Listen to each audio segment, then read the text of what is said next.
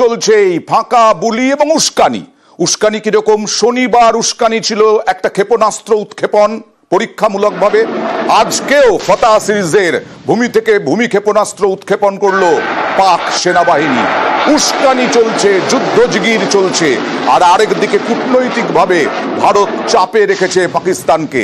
পাকিস্তানের তবুও হরহরিকম্প, কিন্তু তবুও তাদের কাঁপুনি আছে, কিন্তু হম্বিতম্বি থামছে না।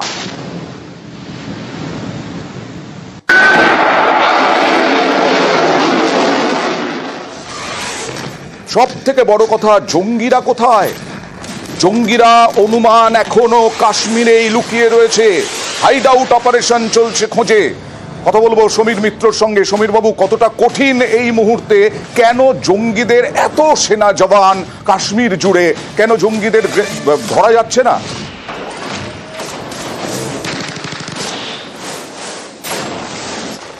দেখুন, যে জায়গাটায় ওদের মারা হয়েছে, মিনি সুইজারল্যান্ড, সেখান থেকে কেউ যদি 8 ঘন্টা ট্রেকিং করে কিংবা জঙ্গলের মধ্যে দিয়ে চলতে থাকে, সে কিন্তু পৌঁছে যাবে ডোডা, ভাদ্রোয়া এবং তারপরে জম্মুর দিকে পত্নীটপ, অ্যান্ড সে তারা বেরিয়ে যেতে পারে। সেটা কোনো, তার অর্থ কি? আমরা ধরে নিচ্ছি যে তারা আমাদের হাত থেকে তারা বেরিয়ে চলে গেছে। তাই যদি হয় তাহলে কিন্তু এটা একটা উদ্বেগের চিহ্ন। কিন্তু পাকিস্তানে যাওয়া তো সম্ভব না, কারণ সীমান্ত তো আমরা বন্ধ করে দিয়েছি। আর আমি আমি আমি এই মন্তব্য করতে চাইছি না। Never, you can not seal anything really, you can only enhance your surveillance and presence. এটা সিল কথাটা, এটা হচ্ছে এই পোস্ট অফিসে সিল মারার মতো নয়। We don't have those number of troops যারা ম্যান টু ম্যান সেখানে গার্ড দেবে। আমাদের প্র্যাকটিক্যালটা বুঝতে হবে যে সিল করা জিনিসটাকে, ইয়েস, তারা আরো বেশি ডিপ্লয়মেন্ট করেছে, রিইনফোর্সমেন্ট করেছে সেই জায়গাটায়। এখন পাকিস্তান, এটা আমাদের জানা উচিত যে তারা একটা কিন্তু মরণপণ যুদ্ধ করছে এখানে, হয় তাদের অস্তিত্বের বিপন্ন। সুতরাং যতটা পারবে তারা, যতটা সম্ভব তারা ভারতকে এন্টাইস করবে, তার পশ্চাৎটাকে অ্যাগ্রেসিভ করার চেষ্টা করবে। নাম্বার 3 যেটা হচ্ছে যে এতদিন যদি ইমিডিয়েটলি আমরা রিটালিয়েট করতাম, হয়তো ওই যারা 26 জন মারা গেছে তাদের আত্মার কিছুটা শান্তি হতো। আজকে 14 দিন পরে সেটা সম্ভব নয়, because the major players are already on ground. Be it Russia, be it United States, Iran থেকে আসছে ওদের মন্ত্রী, প্রথমে পাকিস্তানে যাবে, তারপরে ভারতবর্ষে আসবে। সুতরাং আমাদের যে অ্যাডভান্টেজটা ছিল, আমার মনে হয় সেই অ্যাডভান্টেজটা গ্র্যাজুয়ালি আমাদের থেকে হাত থেকে সরে যাচ্ছে। দেখা যাক। অনেক ধন্যবাদ আপনাকে। আমরা নিশ্চয়ই আবার প্রত্যাঘাত করতে পারবো, যেমন বালাকোটে হয়েছিল। জঙ্গিদের খোঁজে যৌথ বাহিনী নাগাড়ে অপারেশন। পুঞ্চের সুরানকোটে জঙ্গি হাইডআউটের হদিশ মিলেছে বলে খবর। সুরানকোটের হরিমারোটে জঙ্গি হাইডআউটের হদিশ। জঙ্গি ডেরা থেকে 5টি আইইডি বাজেয়াপ্ত করেছে ভারতীয় সেনা।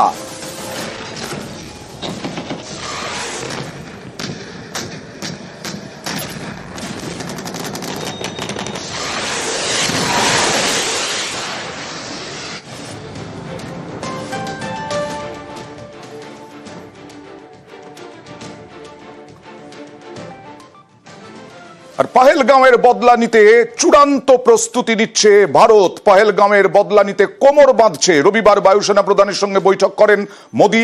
এদিকে ভারতীয় সেনা হাতে পেল নয়া হাতিয়ার। हम एकमत है कि आतंकवाद मानवता के लिए सबसे बड़ा खतरा है।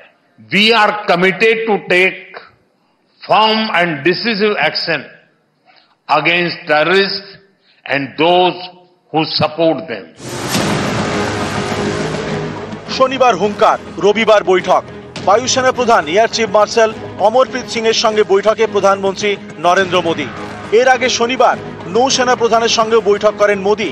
লাগাতার সেনা কর্তাদের সঙ্গে বৈঠকে স্পষ্ট, পহেলগাঁওয়ের জঙ্গি হানার বদলা নিতে কোমর বাঁধছে ভারত।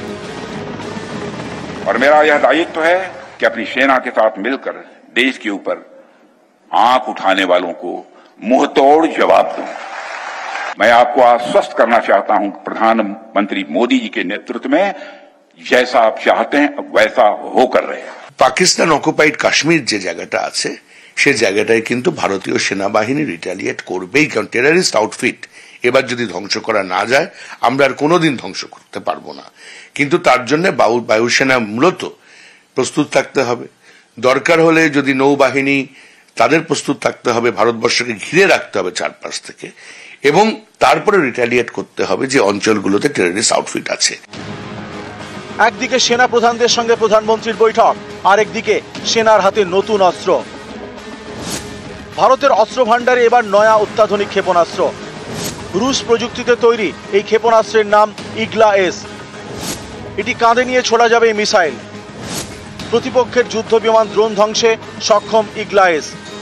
ইগলা মিসাইলটা আমাদের কাছে আগেও ছিল, এখন একটা নতুন ভার্সন যেটা ইগলা 3, এটা শোল্ডার ফায়ার্ড এবং যে কোনো ম্যানপ্যাক বেসিসে এগুলো চলে, এবং সেটা surface two air missile. Aircraft, লো ফ্লাইং এয়ারক্রাফট, হেলিকপ্টার এগুলোকে অ্যাড্রেস করার জন্য এটা খুবই এফেক্টিভ মিসাইল। আমাদের যদি এয়ার অ্যাটাক আসে তো গ্রাউন্ড লেভেলে এইগুলোর খুব বড় একটা রোল প্লে করবে।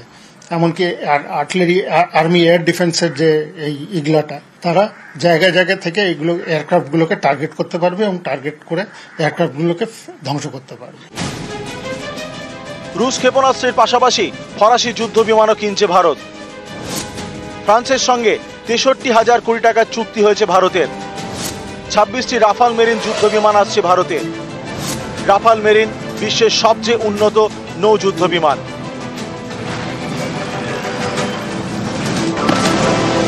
গত 22 এপ্রিল কাশ্মীরে হত্যালীলা চালায় জঙ্গিরা। পেহেলগামে বেছে বেছে পর্যটকদের গুলি করে খুন করে। এই ঘটনার পরেই ফ্রান্সের সঙ্গে রাফাল চুক্তি চূড়ান্ত করে ভারত। পেহেলগাঁওয়ের হামলার পরদিনেই এক বিএসএফ জওয়ানকে আটক করে পাকিস্তান। পাঞ্জাবের পাক সীমান্তে আটক জওয়ান পূর্ণাম কুমার সাউ হুগলির রিসডার বাসিন্দা। এই নিয়ে দুদেশের চাপানুতরের মাঝেই বিএসএফ এর হাতে আটক পাক রেঞ্জার। শনিবার রাজস্থানের ফোর্ট আব্বাসে আটক পাক রেঞ্জার। একটা মিউচুয়াল এক্সচেঞ্জের মধ্যে বিএসএফ এর লোক, যে সোলজারটা চলে গেছে ওই পারে, তাকে ছাড়তে বাধ্য হবে। বিএসএফ এর সিনিয়র অফিসিয়াল আর রেঞ্জারদের সিনিয়র অফিসিয়ালের সাথে যে কোনো জায়গায় একটা হবে, দুদিক থেকে ইনফরমেশন চলে যাবে, তাদেরকে রিলিজ করা হবে। ইজি হলো, মানে ফিরে আসাটা কিছুটা ইজি হলো। গিভ এন্ড টেকেন পলিসি হবে এখন। চলো, এখন এতদিন 7 থেকে 8 বার ফ্ল্যাগ মিটিং বার হচ্ছে, একবারও ওরা আসেনি। এখন তো ওদের দরকার পড়বে, নিশ্চয়ই মিটিংটা এখন অ্যাটেন্ড করবে। যখন ওরা ফ্ল্যাগ মিটিং বার করবে তখন আমাদের এখান থেকেও ফ্ল্যাগ মিটিং হবে। বালুচিস্তানে বিদ্রোহ, এই মুহূর্তে যা দেখা যাচ্ছে বালুচিস্তানে একেবারে শহর দখল করে ফেলেছে বিদ্রোহীরা। অতনু, আসলে ঘরে বাইরে একটু চাপেই রয়েছে পাকিস্তান, একটু কেন বেশ চাপে, কারণ বালোচ বিদ্রোহ বেশ কয়েকদিন ধরেই চলছিল। গত কয়েকদিনের মুভমেন্ট যদি আমরা দেখি বালোচ লিবারেশন আর্মির বা BLA, তাহলে দেখা যাবে তারা এই যে সিটি, এই মনগোচর সিটিটা তারা দখলে নিতে চাইছে।